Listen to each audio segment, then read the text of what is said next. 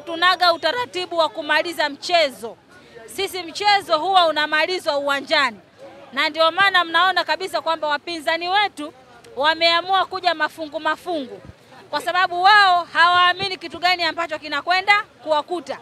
Wanajua ukicheza na Tabora United ni kama umecheza na Ahal, ni kama umecheza na PSG, ni kama umecheza na Mamelodi Sundowns. Yani katika zile timu zote kubwa katika ukanda wa Afrika. Ndiyo level ya Tabora United kwa hivi sasa.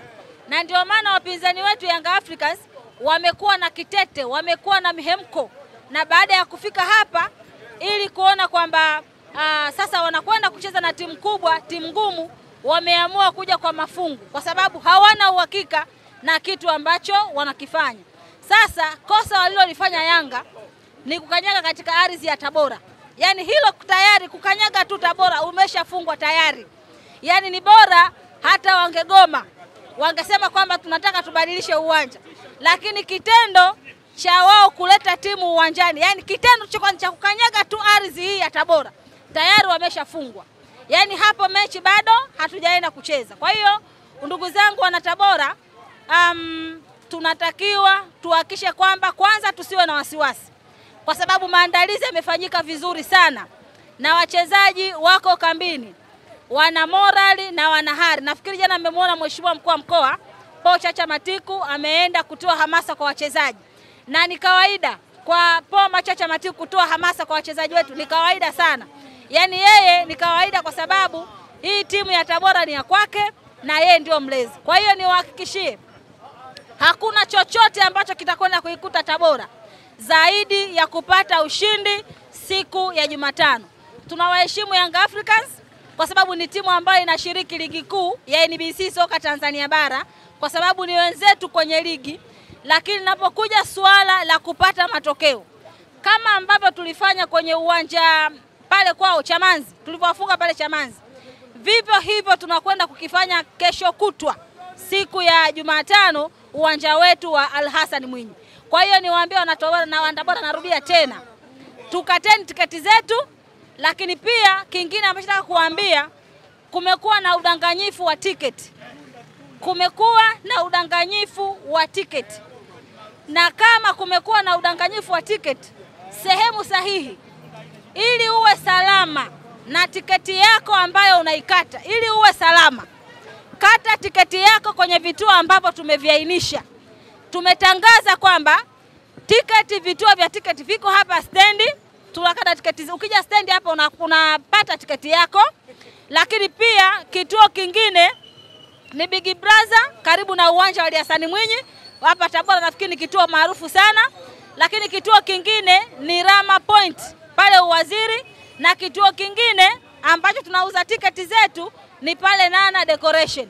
Kwa hiyo usije ukanunua tiketi tofauti na hapo. Ina maana kwamba hiyo utakuwa umepigwa. Na sisi safari hii tunaweka ulinzi mkali sana pale kwenye mageti.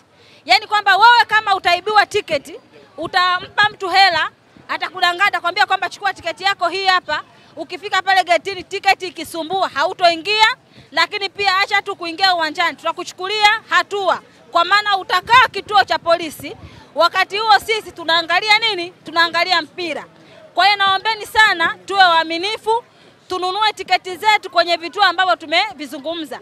Lakini pia kingine tumeweka bei ya viingilio ambapo ni affordable kabisa.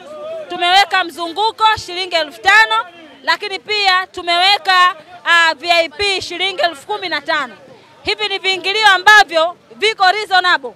Na kwa sababu tunajua mashabiki wa Yanga wao maisha yao ni kulalamika. Yani wanalalamika kuanzia Januari mpaka Disemba. Yanga wanalalamika kuanzia Jumatatu mpaka Jumapili.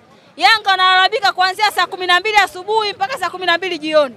Kwa hiyo ili kuepusha malalamiko na ili kuepusha kusema kwamba sisi tumeshindwa kwenda Tabora, wametuhujumu, sisi tumewapa viingilio reasonable. Shilingi 5500 mzunguko wanaingia, 15000 VIP unafanya nini? Unaingia.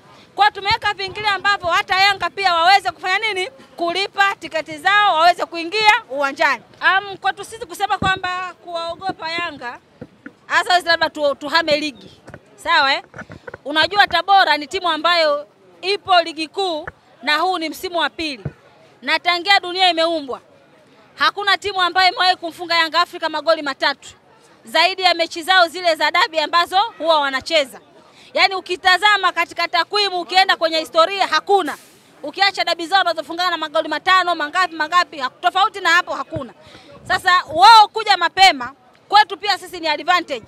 Sawa? Yaani sisi ni advantage kwa sababu tayari wameshaonyesha ile hali ya uoga ya kuiogopa Tabora. Wakati sisi tunacheza nao, sisi tulienda kama leo kesho mechi na tukawafunga. Kwa hiyo wao kosa lao la kwanza ni kuwahi kuja Tabora. Yaani wao kosa lao la kwanza ambao litawafanya Jumatano wafungwe vizuri ni kuwahi kuja Tabora. Yaani hilo ndo, yaani ndio maana nimezungumza mara ya kwanza kwamba kitendo cha Yanga kukanyaga ardhi ya Chifu Mirambo na Chifu Isiki, sisi pale tayari tumeshapata pointi 3.